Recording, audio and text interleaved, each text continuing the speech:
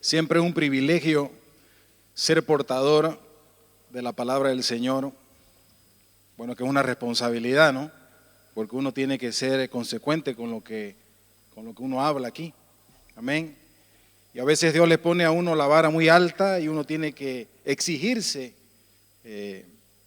ciertos cambios que le permitan a uno de alguna manera ser merecedor de que Dios lo tome en cuenta a uno. Amén.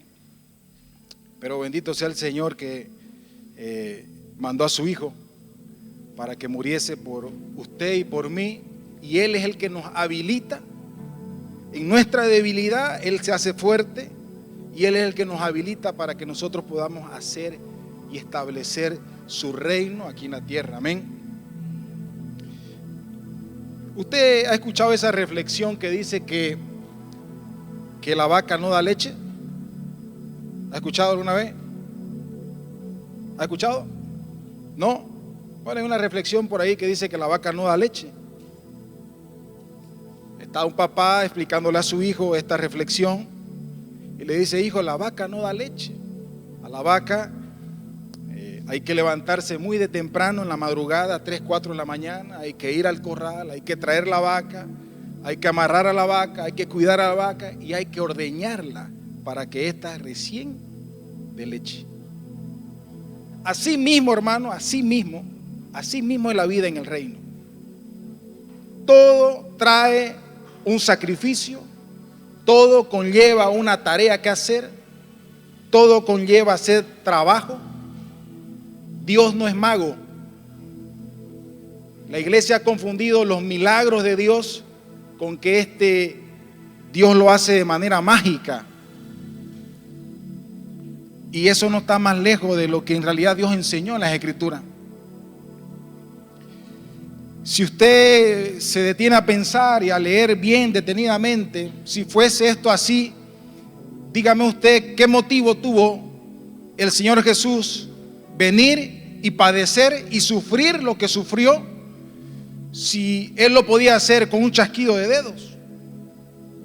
Pero era necesario que el Señor Jesús viniese en cuerpo de ser humano, como usted y como yo, y padeciese, soportase lo que tuvo que soportar para que usted y yo hoy podamos tener acceso a esa salvación.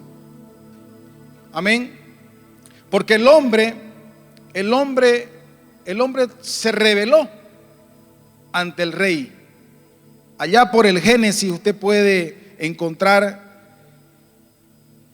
cuando el hombre se independiza del mandato, de la ordenanza de Dios, porque Dios como Rey Supremo le da una orden al ser humano.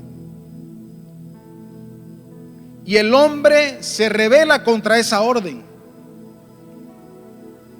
De alguna manera el hombre le dice a Dios: no estoy de acuerdo con lo que tú has dicho y yo lo puedo hacer a mi manera. Y ahí entra la rebelión del hombre y el hombre es expulsado, cae, se les he quitado el privilegio de poder tener la relación directa con su creador como la tenía desde el comienzo.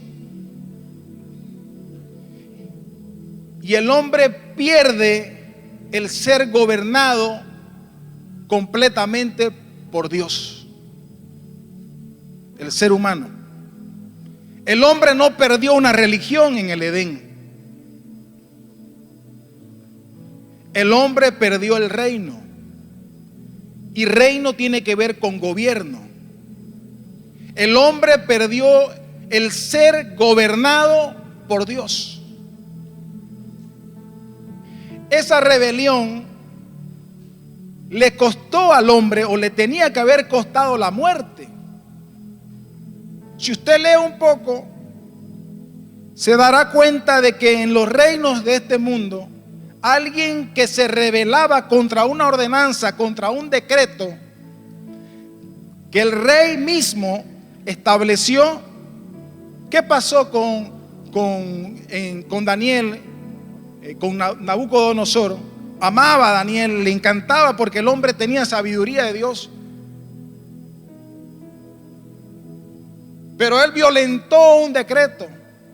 Y aunque Nabucodonosor haya querido dentro de su corazón salvarle la vida a este hombre o retractarse, no podía, porque por encima de él está su palabra.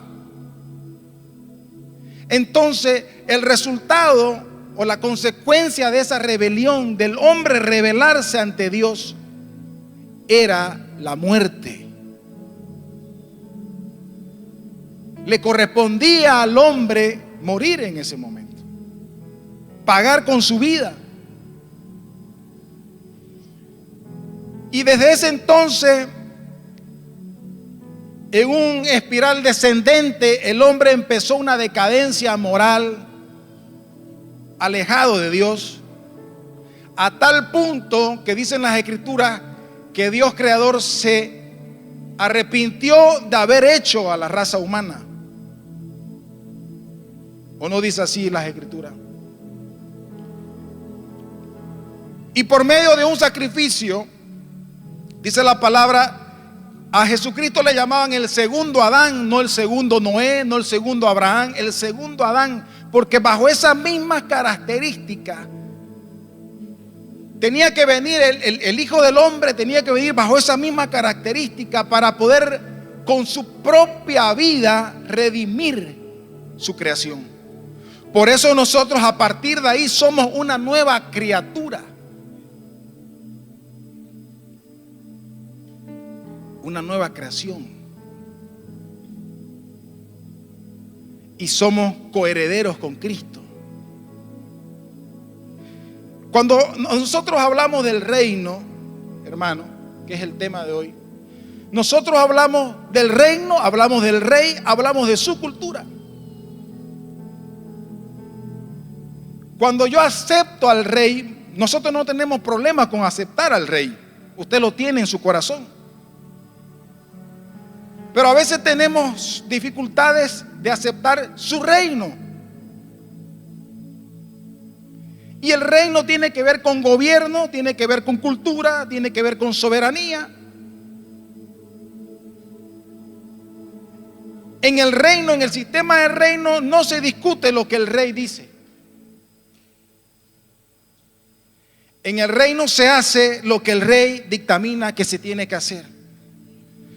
El problema de Occidente es que nosotros, como vivimos años bajo un régimen o bajo un modelo de Estado democrático, social o lo que usted le quiera llamar, ahora actualmente ya es híbrido, todo una mezcla. Nosotros elegimos a nuestros gobernantes por medio del voto. Bueno, hacíamos eso antes, ¿no? Ahora no los eligen. Pero en el reino de Dios, Dios no necesita, nosotros no votamos para que Él sea sucedido por otro. Él es. Y si usted está bajo ese reino, nosotros nos convertimos en sus ciudadanos de ese reino. Y nosotros somos el reflejo del rey a cual servimos. Debería ser así. Deberíamos reflejar la naturaleza de ese reino al cual yo le sirvo, al cual yo pertenezco. Si no estoy viviendo aún esa vida o esa calidad de vida o ese tipo de vida, es porque en algunas cosas no estoy siendo obediente a la corona.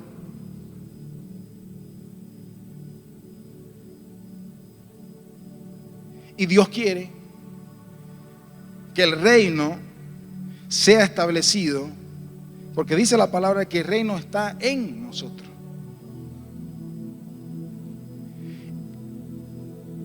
La idea original de Dios, está en la palabra, era extender la vida del reino de los cielos en la tierra. La idea original de Dios era hacer una extensión de su reino celestial aquí en la tierra.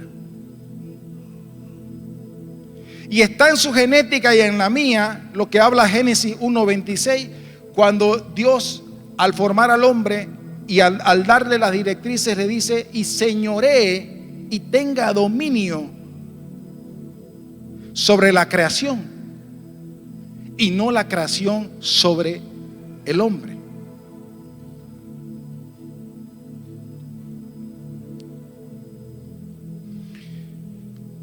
Cuando Dios decide formar al ser humano, Dios lo forma con un propósito.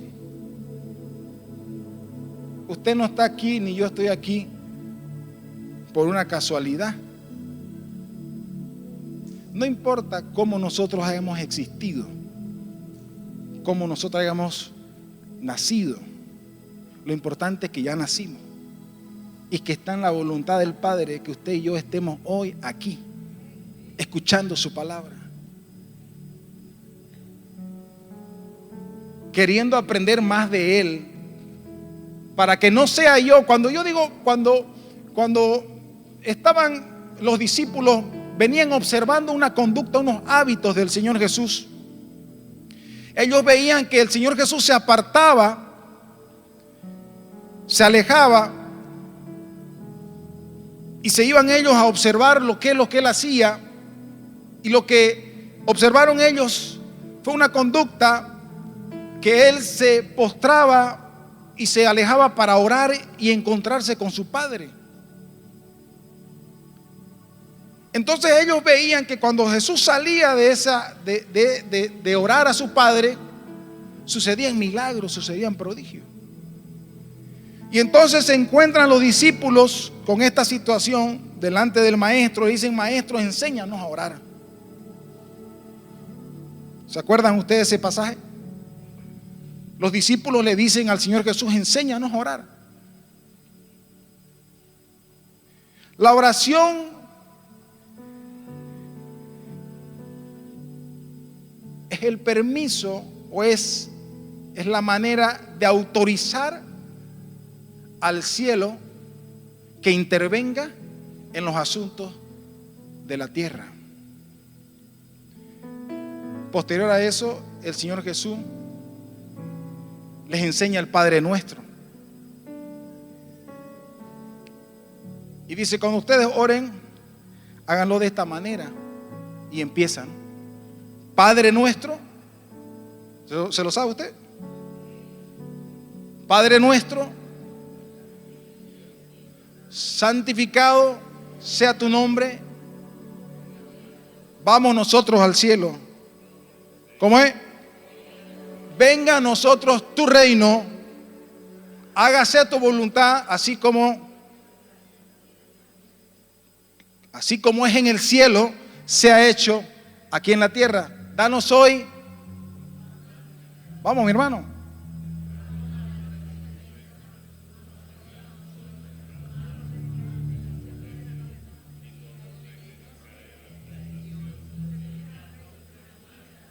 Porque tuyo es el reino.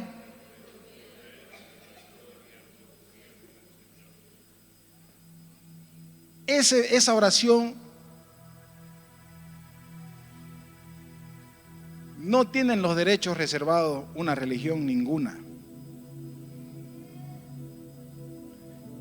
Si usted la lee detenidamente, usted se dará cuenta lo profundo y lo poderoso que se desata con esa directriz o ese tipo de enseñanza, cómo nosotros debemos orar. Darle el permiso al cielo para que intervengan los asuntos de la tierra. Decir que se haga como es en el cielo, sea hecho en la tierra. ¿Qué quiere decir? En el cielo no hay crisis económica. ¿O hay?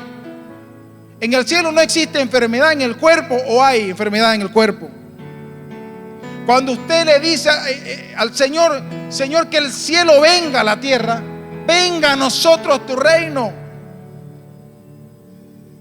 Las escrituras, hermanos, la Biblia no es un manual de cómo usted va a escapar de la tierra. La Biblia es un manual de conducta, de cómo nosotros, cuál es el pensamiento, cuál es la intención, cuál es la voluntad del Rey para con mi vida.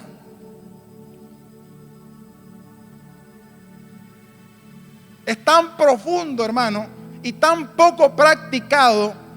La oración es un arte que se practica en todas las religiones, hermano.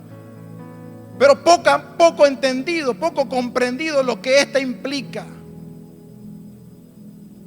El orar que el reino venga, es decir, Señor, que venga tu cultura, que venga tu forma de pensar, que venga tu manera de pensar, que venga tu voluntad. Quiero ser influenciado por eso.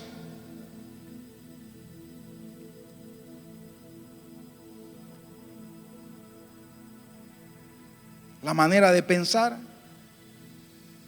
Si cambio mi manera de pensar, cambiaré mi manera de actuar. En su primer discurso, el Señor Jesús, en Mateo 6,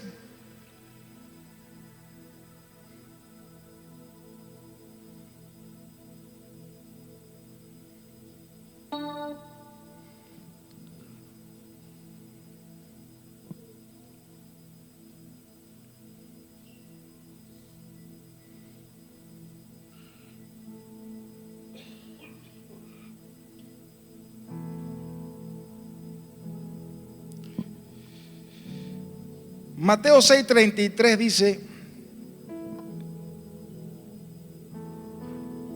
busca primero el reino de Dios y su justicia, y todas estas cosas te serán añadidas.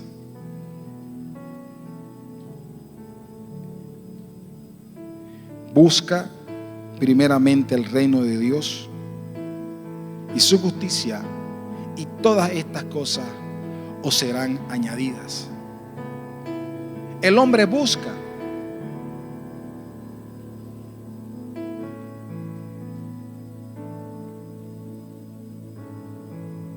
Yo le puedo preguntar, y usted me puede preguntar a mí también: ¿qué busca usted? ¿O qué busca usted, hermano? Usted me puede responder: yo busco estabilidad económica, yo busco tener buena relación con mis hijos, con mi cónyuge, yo busco estar bien de salud. Yo busco.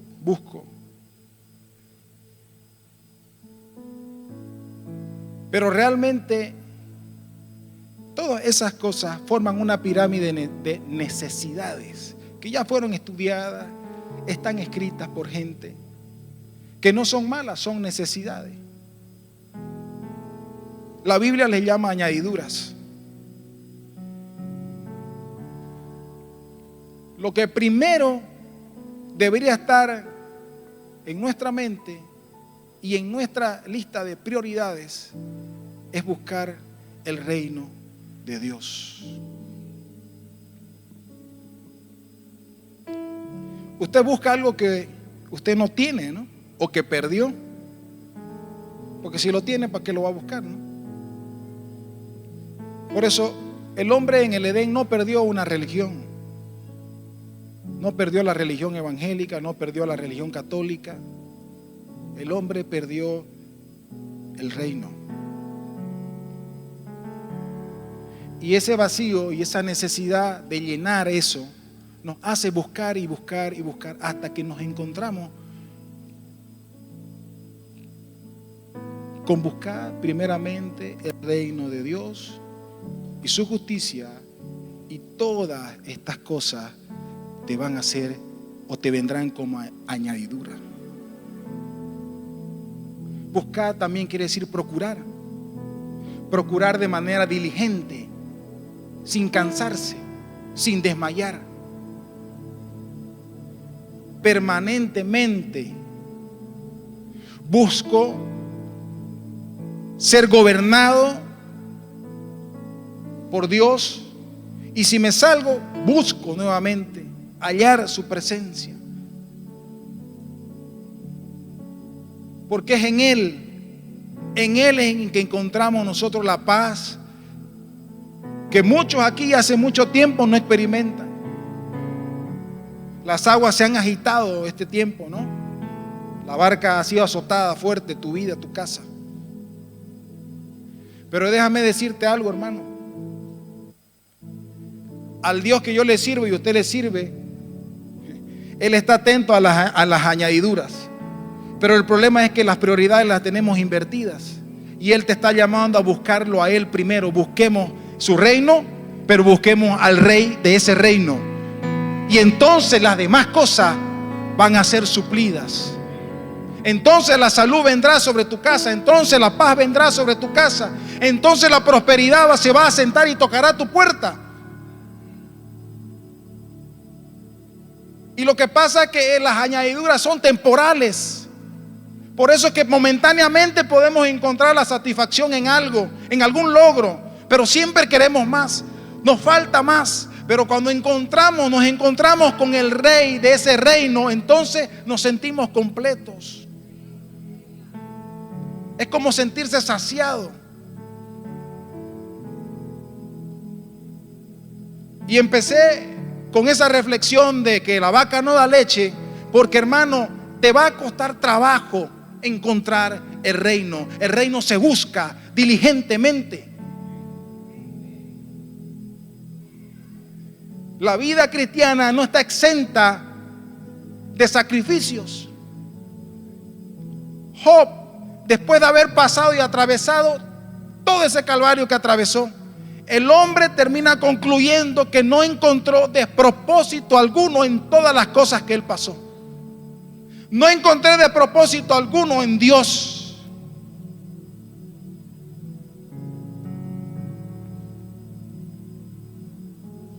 Necesitamos seguir creyendo, hermano. Necesitamos que Dios nos dé la fe suficiente para continuar caminando y no desfallecer. Crisis hay en toda parte. Hay épocas y hay épocas en la historia, en la línea del tiempo, de la historia del ser humano, desde nuestros bisabuelos, desde mucho más arriba. Gente que ha sufrido crisis económicas, inflación, hiperinflación y en fin, tantas cosas que usted puede encontrar en la historia de esta nación y en la historia de las naciones. Eso no se va a acabar.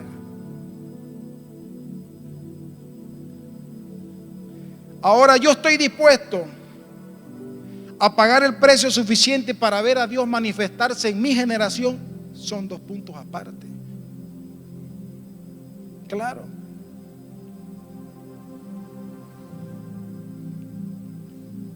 Cuando yo decido servirlo al Señor, estoy aceptando sus leyes, sus estatutos. Necesito ser educado. Necesito que el Señor me eduque, que el Señor quite y que el Señor ponga cosas. Te va a costar horas de oración. Te va a costar levantarte a las 5 de la mañana, venir y orar cuando te convocan. Es que no es fácil.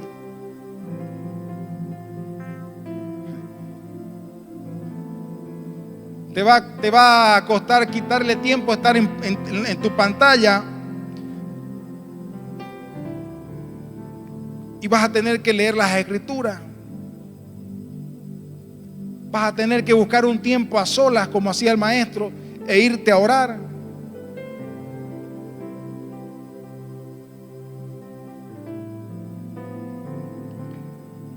Nos va a costar. No sé qué parte de la escuela dominical yo me perdí donde no me enseñaron esto a mí.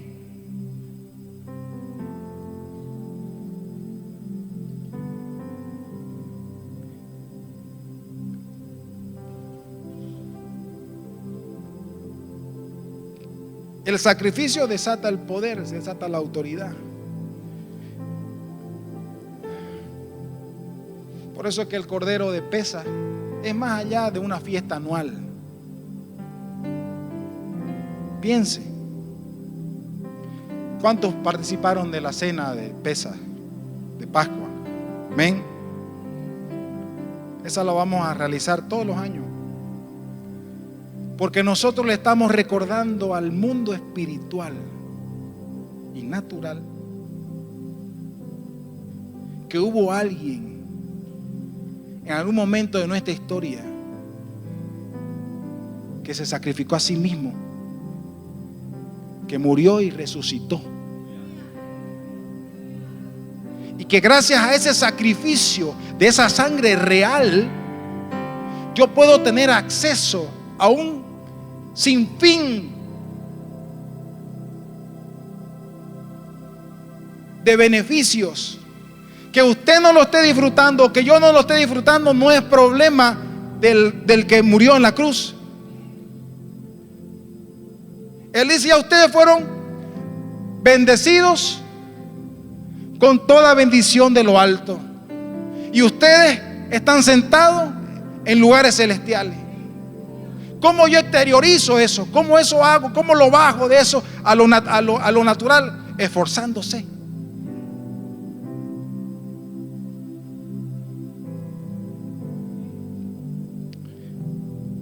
Y ahí entran otros elementos más, como es el uso efectivo del tiempo.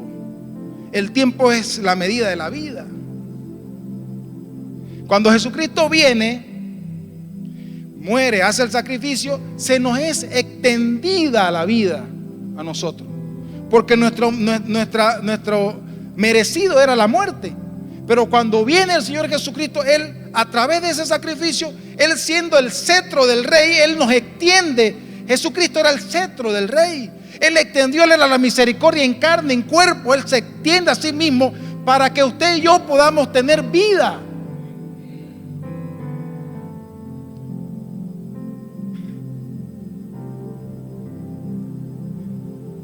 ¿Qué hacemos con la vida? La vida es tiempo. Y el uso efectivo del tiempo es lo que va a determinar el éxito que nosotros tengamos en cualquier área de nuestra vida. Nadie nace con 25 horas al día, hermano. Todos nacemos con 24 horas al día.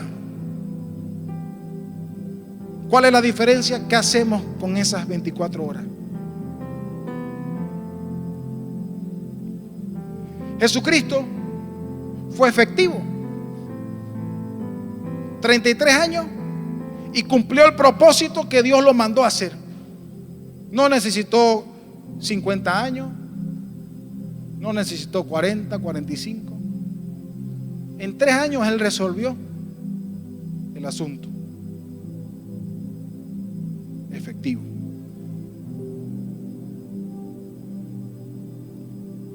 El uso efectivo del tiempo nos va a hacer destacarnos. Y si nosotros tenemos a Dios, ¿cuánto más? Tenemos una ventaja, grandísima ventaja. Amén. Tenemos una grandísima ventaja. Si lo tengo a Él, lo tengo todo.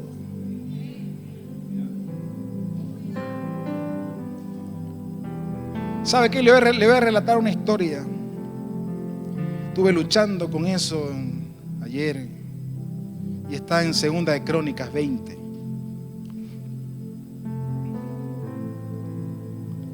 Estaba Josafat, el rey Josafat. Dice la palabra que el hombre era un hombre de Dios. Dentro de sus posibilidades, él quiso hacer todo lo correcto, ¿no? Y quizás sea algo similar que estás pasando en tu vida.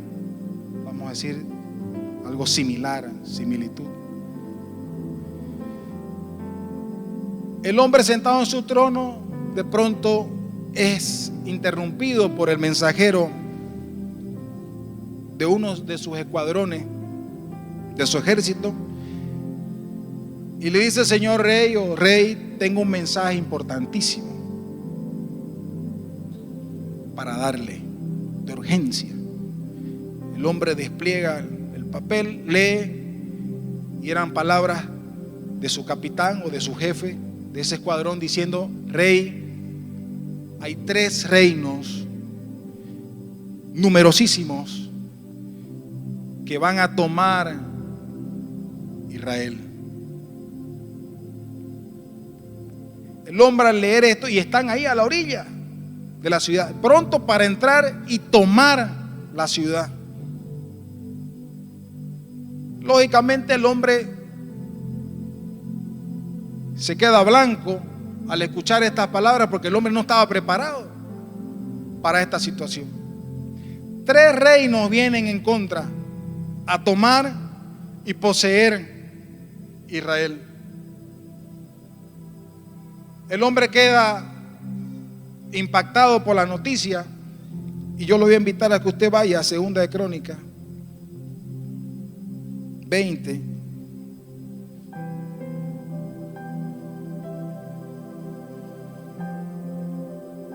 Porque sé que esta palabra es para alguien.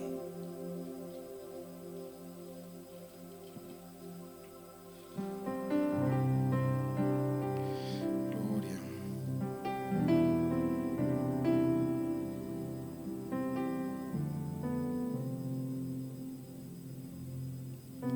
Espera que voy a cambiar la versión. ¿Lo tienen?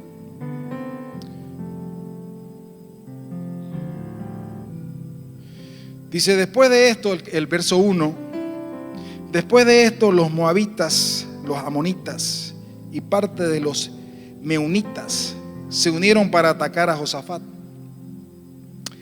Los mensajeros de Josafat le dieron aviso diciéndole, un ejército muy numeroso viene a atacarte. Partió de Edom, del otro lado del Mar Muerto, y ya está muy cerca en la ciudad. Josafat se llenó de miedo, de temor, dice. Y se fue al internet a buscar qué hacía. El hombre tuvo temor, lógico. Hay noticias, esta semana seguramente has recibido noticias que causaron miedo, temor en tu vida. Son noticias que de pronto vienen, impactan y te hacen pensar. Pero mire lo que hizo este hombre. Josafat se llenó de miedo, pero buscó. ¿Qué dice? Buscó la ayuda de Dios. Versión lenguaje sencillo es la que yo estoy leyendo. Y para mostrar su angustia le pidió a todo su pueblo que no comiera. O sea, ayuno, proclamó ayuno en ese momento. Recibió la noticia y él esperó a alguien para tomar acción, o la tomó la acción de inmediato. Él sabía qué hacer, y nosotros sabemos qué hacer al momento de recibir noticias de ese tipo. Pero a veces el miedo, está bien tener en ciertas ocasiones miedo o temor, pero el temor no debe paralizarnos. El temor ese que nosotros podamos tener nos tiene que llevar a una acción, que es buscar a Dios.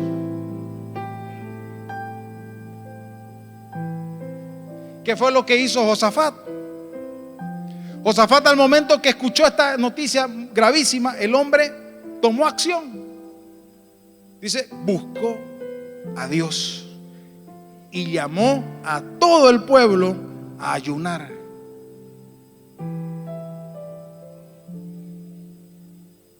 Yo sé que eso es lo que hacemos todos aquí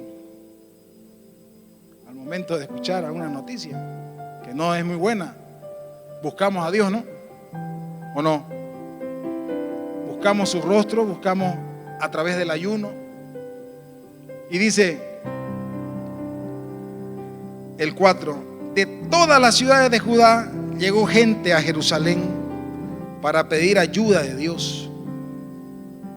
Al ver a la multitud, Josafat se puso de pie frente al patio nuevo que está en la entrada del templo de Dios y oró así: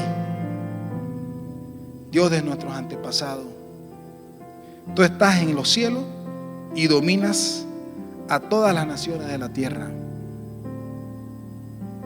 La fuerza y el poder te pertenecen. Nadie puede vencerte. Empieza el hombre a declarar. Quizás un mensaje sencillo. Usted no necesita una oración sacada de los diccionarios, hermano, para poder expresar.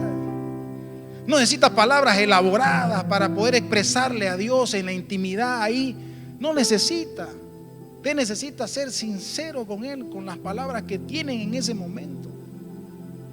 Pero ¿qué tiempo le puede dar al hombre estando que ya lo están atacando y el hombre va a empezar a argumentar cosas? El hombre fue a lo sencillo: Señor, acuérdate de mis padres, de mis antepasados.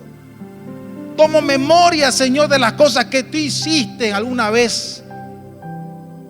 Y sé que lo podrás volver a hacer. Algún día lo hiciste, Señor. Pero sé y tengo la convicción, la certeza que lo vas a volver a hacer. Por eso es que te invoco, por eso es que busco tu rostro. Eso es lo que le estaba diciendo en otras palabras. Sé que de allá viene mi socorro, Señor. Alzaré mis ojos a los montes. ¿De dónde viene mi socorro? Mi socorro viene de Jehová, que hizo los cielos y la tierra. Y Dios me ministraba esta semana y me decía: yo lo que te quiero enseñar es que yo soy Dios en el monte y también en los valles. Cuando estás arriba y cuando estás abajo, Dios sigue siendo Dios constante. Cuando estás en lo más alto, como cuando estás rasgando el piso. Yo tomo este principio, hermano, y he estado aprendiendo eso. No existe de propósito alguno en Dios. Para los que aman a Dios, todas las cosas nos ayudan para bien. ¿Cuesta? Claro que cuesta. Cuesta bajar la teoría a la práctica. Ahí es donde muchos nos extraviamos. El hombre tuvo temor, pero no dejó que el temor lo paralice. El hombre fue y buscó a la fuente. ¿Dónde vamos nosotros cuando escuchamos al pariente que nos puede solucionar el problema? ¿Cuál es el primer pensamiento que se nos viene cuando nosotros recibimos una noticia? ¿Quién me va a poder ayudar como el Chapulín Colorado? Y ahora nosotros debemos entender y actuar automáticamente y buscar al Señor con oración, con ayuno, con todos los elementos que sean necesarios. Yo lo tengo que hacer.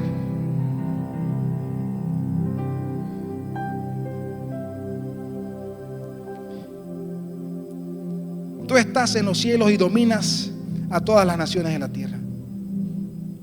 El 7. Dios nuestro, tú expulsaste a los... Bueno, y ahí le empieza a hacer recuerdo, ¿no? Le empieza a hacer recuerdo. Y vamos hasta el verso 12. Por favor. Es más, ¿saben qué? Interesante, porque en realidad a esos territorios el Señor le dice, antes cuando salieron de Egipto, a esos territorios, esas naciones que lo estaban atacando ahora, esos territorios, Dios le dijo, no van a entrar, le dijo, cuando tomaron la tierra. O sea, ellos le perdonaron la vida antes. Pero ahora esos enemigos no le estaban perdonando, lo querían atacar. Y en el verso 12 dice, Dios nuestro, ¿qué dice? El 12, el 20:12. 20:12. Dios nuestro, castígalos. Nosotros no podemos hacerle frente a un ejército tan grande. Ni siquiera sabemos qué hacer. Yo he estado en esa situación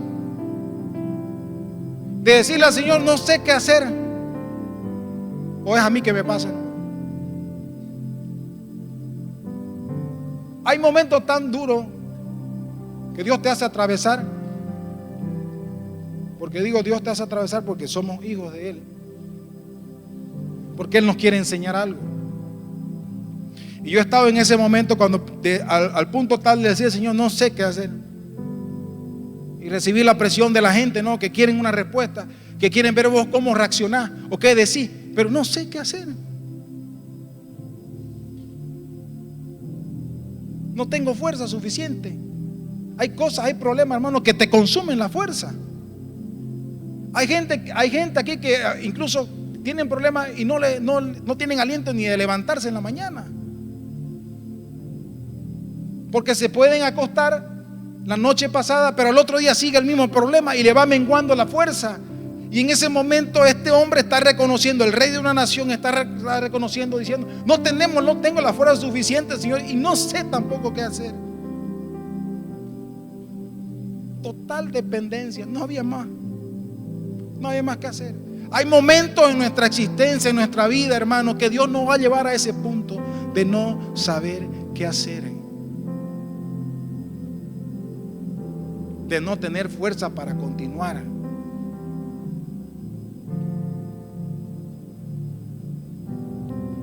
Pero dice ahí, por eso nos dirigimos a ti en busca de ayuda.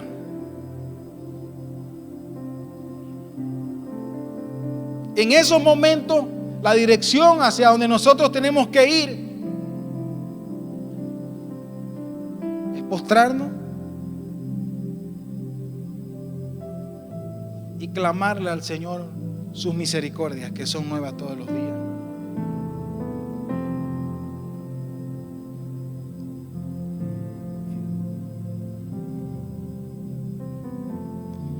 Dice el 13, todo el pueblo de Judá, hombres, mujeres y niños, estaban de pie en el templo de Dios.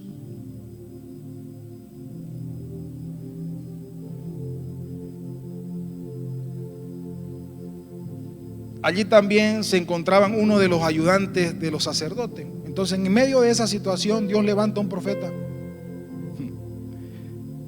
Allí también se encontraba uno de los ayudantes de los sacerdotes llamado Jaziel, hijo de Zacarías. Y ahí dice, estos son los antepasados. Dice, y de pronto el Espíritu de Dios, a través de este hombre, Dios habla en medio de la reunión.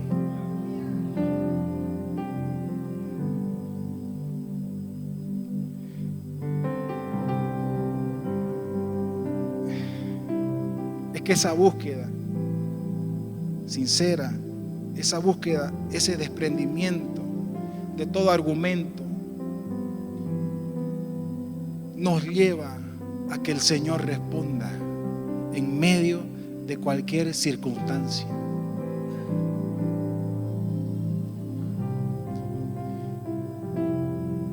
Dios entra a todas partes, hermano.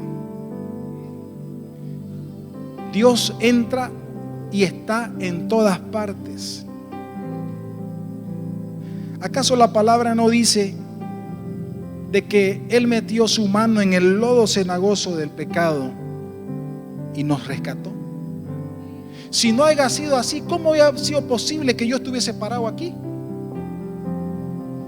No le ponga límites a Dios.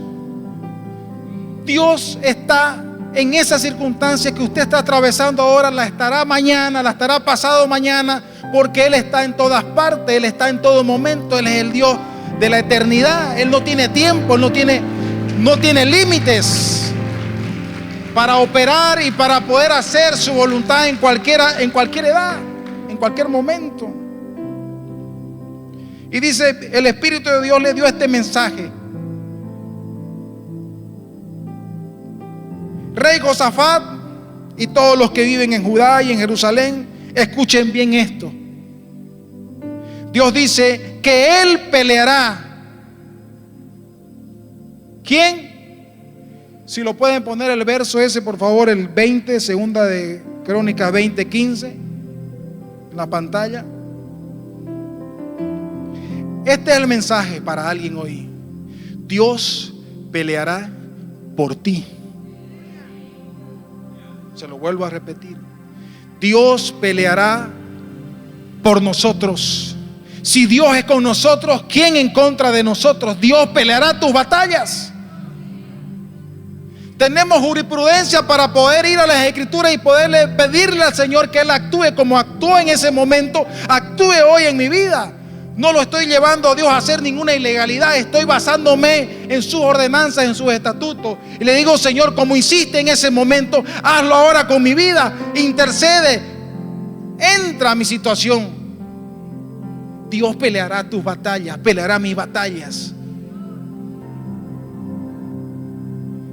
Eso lo sentí fuerte anoche. El Señor me decía, yo pelearé por ti, yo iré por ti, yo pelearé por ti. Cuando no hay fuerza, cuando no hay argumento, cuando se acaban las ideas, cuando se acaban todos los recursos, Dios está en la escena y dice: yo, aleluya, pelearé por ti, yo estaré por ti.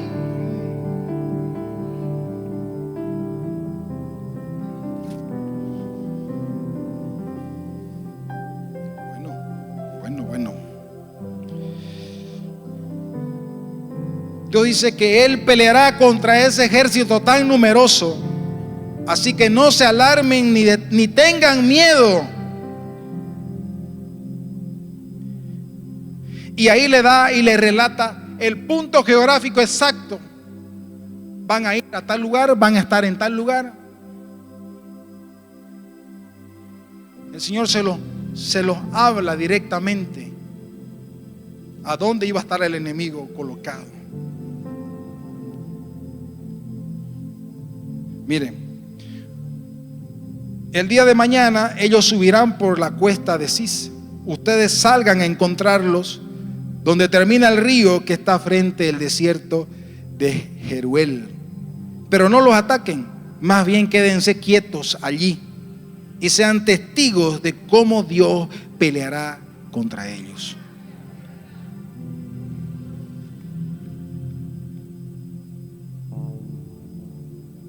Solo miren cómo el Señor va a derrotar a tus enemigos. Todos los que se han levantado en contra de tu casa, en contra de tus hijos,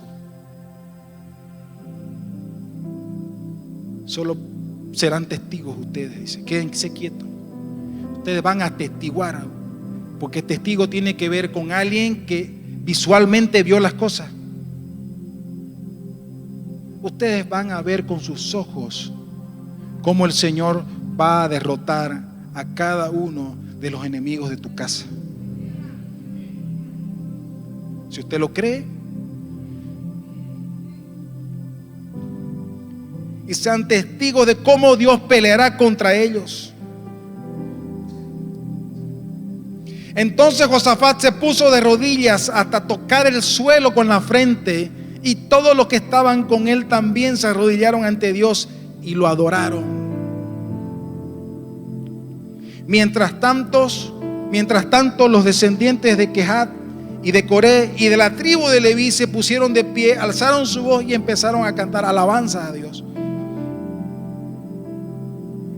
Interesante, porque la estrategia de Dios no fue mandar a soldados especialistas en armas militares al frente, sino los que fueron al frente fueron los que llevaban la alabanza y la adoración. Iban vestidos con sus trajes simbólicos. Imagínese usted el otro ejército mirando desde la colina, viendo al ejército de Israel, que no eran militares los que venían al frente, sino gente con panderos, gente con trompetas, gente cantando y alabando a Dios. Dígame qué estrategia militar. Claro, porque era Dios mismo el que estaba peleando sus batallas. Y por en cuanto, hermano, nosotros nos encontremos en alguna situación como aquella, nosotros tenemos que levantar alabanza y adoración en medio de nuestra dificultad para que el Señor sea engrandecido.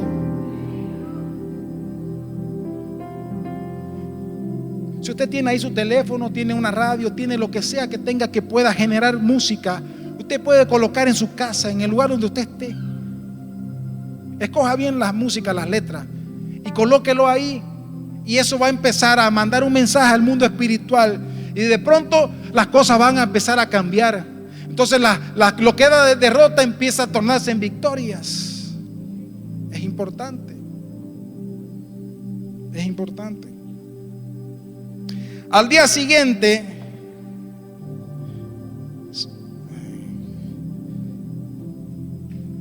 Samuelito me quitó 7 minutos en la oración, así que tengo 7 minutos más. Amén. En la oración de él. Al día siguiente se levantaron muy temprano y se prepararon para ir hacia el desierto de Tecoa. Cuando iban saliendo de Jerusalén, Josafat se puso en pie y les dijo: escúchenme con atención todos los que viven en Jerusalén y en Judá. Confíen en nuestro Dios y en sus profetas. Si lo hacen, todo saldrá bien, nada nos sucederá. Encabezaba La salida de esa comitiva la encabezaba el rey Josafat, y él a las puertas de la ciudad declara esas palabras.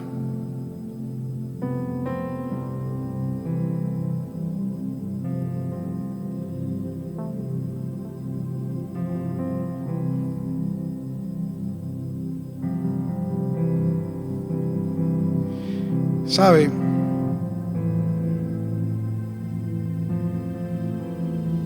Mire,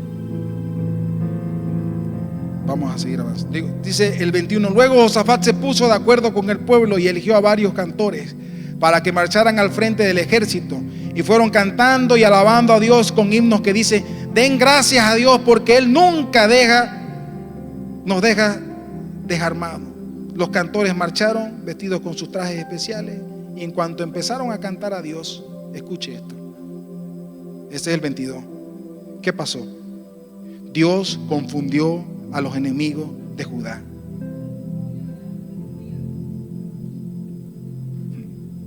Fue tal la confusión que los amonitas y los moabitas atacaron a los de Siria, o sea, se atacaron entre ellos. Acabaron matándose unos a otros. Así fue como cayeron derrotados. El 24: cuando el ejército de Judá llegó hasta el punto desde el cual se ve el desierto, solo vieron un montón de cadáveres regados por todos lados. No quedó nadie con vida. Entonces Josafat y su ejército fueron a apoderarse de las pertenencias, del botín de sus enemigos. Encontraron gran cantidad de alimentos, ropas, utensilios valiosos. Era tanto lo que había que pasaron 3 días recogiendo el tremendo botín que dejó la victoria que Dios le dio a su pueblo. 3 días tuvieron recogiendo botín.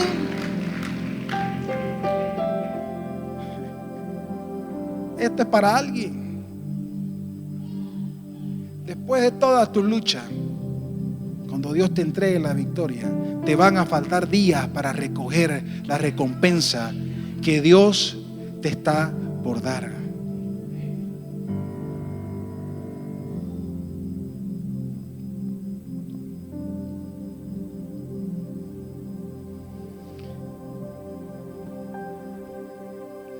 Y cuando Dios le había dado una gran alegría por la derrota de sus enemigos, todos los hombres de Judá y Jerusalén regresaron muy felices a Jerusalén bajo el mando de Josafat. Al llegar se dirigieron al templo de Dios tocando arpas, instrumentos de cuerdas y trompetas. Mire, cuando los demás pueblos de la región se enteraron de que Dios mismo había peleado contra los enemigos de Israel, tuvieron miedo. No se van a querer acercar ya, porque van a saber que ahí hay un Dios. Aleluya. En esa casa van a decir: hay un Dios. En esa familia hay un Dios.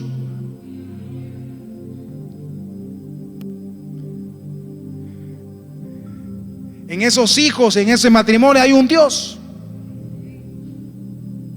En tu vida hay un Dios todopoderoso.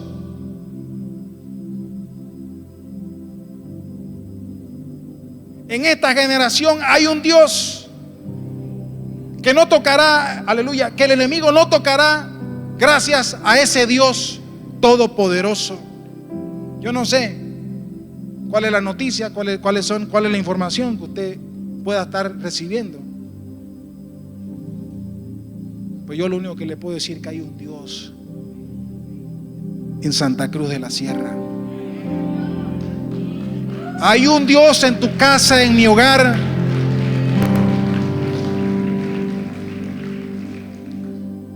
Y estas palabras las afirmo hoy, porque las palabras de Dios son las que nos levantan en tiempos difíciles.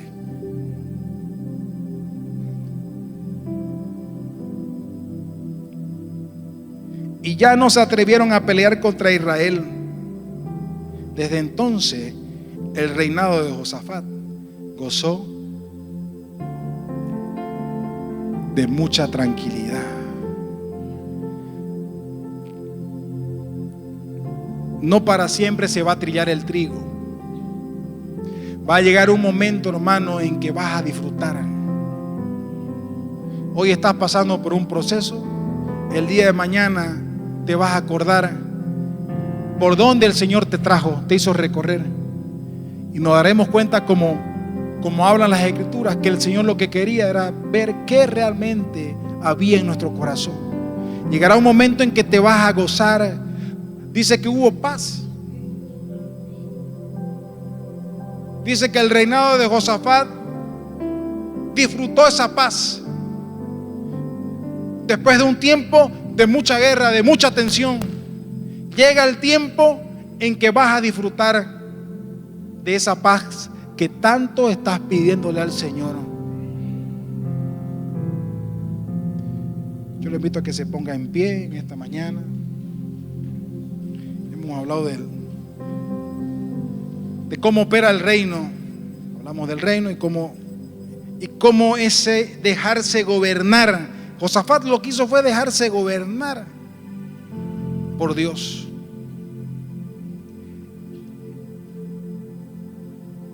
Y procurar en el lugar correcto y buscar en el lugar correcto. Padre, te damos gracias en esta mañana. Queremos bendecir tu nombre y darte gracias por todas las cosas, Señor. Gracias por la vida, gracias por la salud. Comienza a darle gracias al Señor. La gratitud, hermano, no solamente es cuando uno recibe algo. Nosotros tenemos que ser gratos con Dios en todo momento. Gracias, Padre, por las pruebas, porque a través de las pruebas yo crezco. Gracias por las pruebas, porque a través de las pruebas yo aprendo. Gracias, Señor, porque eres Dios en las alturas, como eres Dios en las montañas, como eres Dios en los valles. Tú eres Dios. Toca la vida, Espíritu Santo, de cada persona que ha venido con una demanda en su espíritu, diciendo: Señor, o quizás, no sé, hay gente que Dios va a empezar a tocar de una manera muy particular. Dios te trajo hoy día a este lugar.